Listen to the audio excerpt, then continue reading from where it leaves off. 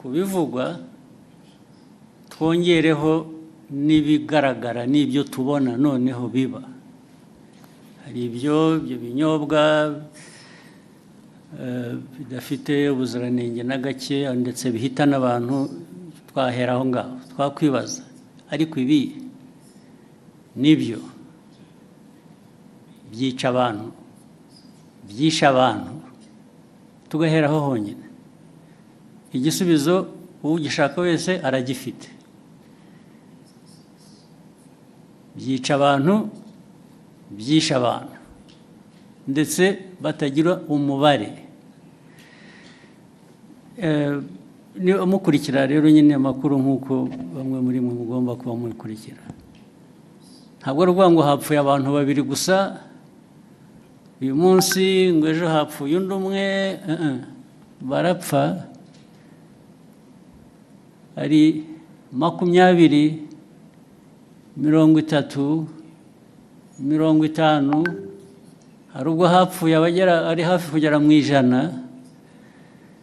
Ndavuga ku munsi umwe. Ugiye gushyira hamwe abamaze gupfa mu mwaka, barabyumva uko abantu bangana. Mbere yuko ngera kuri ibyo bindi by'inganda by'abakozi, tubanze dusubize ikibazo cy'ubuzima cy'aba bantu. Ese turashaka inganda n'abakozi bazikoramo bari buhitanwe n'ibikorerwa muri izo nganda,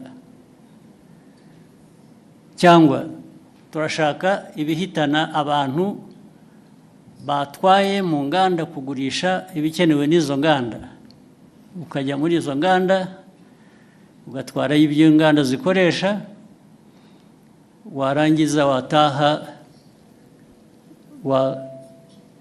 wakwifuza gufata ku byavuye mu byo watwaye mu nganda ukahagwa.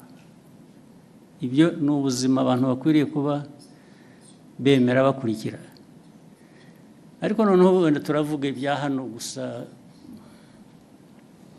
nabyo kandi bifite agaciro, ari nabyo duhereyeho. Ibyo binyobwa byica abantu nta nubwo ari ibikorerwa hano cyangwa ibituruka hano gusa, hari n'ibituruka hanze. Ibituruka hanze bizanwa bituje ubuziranenge, bikica abantu. Maze mu kwica hari uburyo butandukanye. Hari ibibica uwo munsi, icyo cyumweru. Hari nabo bizica nyuma y'umwaka. Kwica buhoro ukagenda uko binywa bikagenda bikwica kugeza igihe umuntu anogoka nyuma y'umwaka.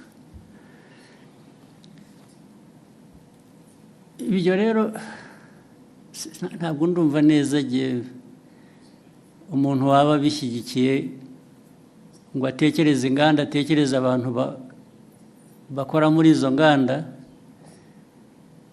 ukuyemo abo byica umunsi ku wundi nk'uko bizwi, nk'uko mubibona.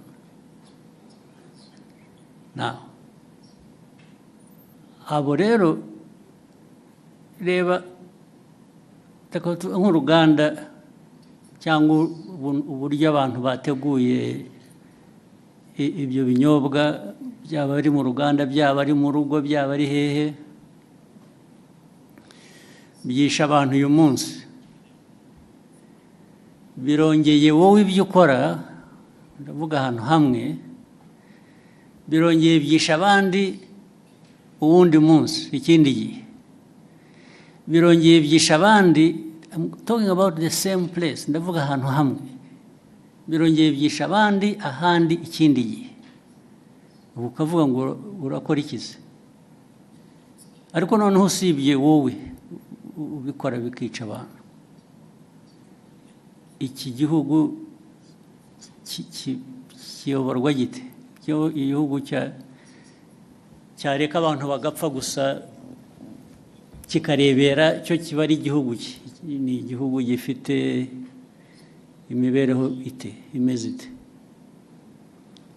Ni nayo mpamvu bariya bashinzwe imirimo itandukanye ireba ibi by'ubuziranenge uvuga bakurikiranwaho babazwa ibyo babazwa nicyo bagiriyeho. Izo nzego zigiriyeho kureba ngo ibikorwa ibyo ari byo byose ntabwo byica abantu, ahubwo ni ibifasha ubuzima bw'abantu gutera imbere. Bamwe muri aba rero ndibwira ko babifitemo uruhare, ndetse bashobora kuba bafite n'uruhare muri izo nganda, cyangwa se abafite izo nganda babahuma amaso bakareka ibintu byabo bigahita bikajya kwica abantu. Ibyo niko ntekereza, ariko noneho bazabyisubiririza igihe bakurikiranweho ibyo ngibyo, nibo bazabisubiza, nta wundi wabibasubiriza. Si ibyo gusa, n'ibindi tumaze iminsi tuvuga, niba mubikurikira ibi biyobyabwenge, abantu hari iby'ibinyobwa, hari ibindi by'ibiyobyabwenge abantu bahinduye, mwagiye murabiririmba mubyita amazina y'igitangaza, mugira mute birica abantu, birica abana, birica abantu batoya mu gihugu, n'abakuru hari ababirimo, ndetse birica abantu igihugu cyaberaho kugira ngo kirebere abantu bapfa, abantu bacyo bapfa. Ntuvuga ngo hatazagira ubaza bakwiriye kubaza impamvu abantu bapfa, ntabwo ari ukubaza impamvu ibyica abantu bicibwa. Kuri iyo ntambara rero, abanyumva cyangwa n'ababirimo bo babyiteguye, ntabwo abo turaza guhangana nabo nyine. Ibintu baraza kujya ku murongo uko bikwiye, abantu bazi icyo bisaba, baragishoboye, ariko ibyo kujya kuzana imico n'imikorere yica abantu aho bayivana birabareba aho ngaho handi, niba barabyemeye ibyo ntabwo bindeba, ntabwo aho handi handeba. Njye n'umuyobozi w'iki gihugu ndareba iby'iki gihugu n'abanyarwanda, no gukorana nabo kugira ngo bashobore kumenya ibibafitiye inyungu n'ibitabafitiye inyungu. Ushaka rero kurenga amategeko cyangwa gukora we kubera ko agomba gukora uko yifuza, ibyo ari byo byose aba ari byo bishyirwa imbere, abo ngabo bazahangana n'ababishinzwe kubishyira mu buryo. Hari ikintu nabonye mu byo nsoma n'iki kugira ngo bijyanye n'ibyo abantu bibaza, ariko se uko bikorwa, kunenga uko bikorwa, uko bishyirwa, ndavuga uko bikurikiranwa, uko abantu bafatwa, uko bagira bate, uko bagenzwa, bishobora kuba birimo ikibazo uko abantu bavuga. Ibyo mbona ibyo niba ari ikibazo, ni ikibazo gitoya ugereranije n'ikibazo kiriho gishaka gukemurwa, ariko nacyo ni ikibazo gishobora gukemuka. Inzego zibishinzwe baba bakora ibintu bitari byo, bakwiye kubihindura, ariko ntabwo byavana abantu ku ntego yo guhangana n'icyo kibi abantu bagomba guhangana nacyo.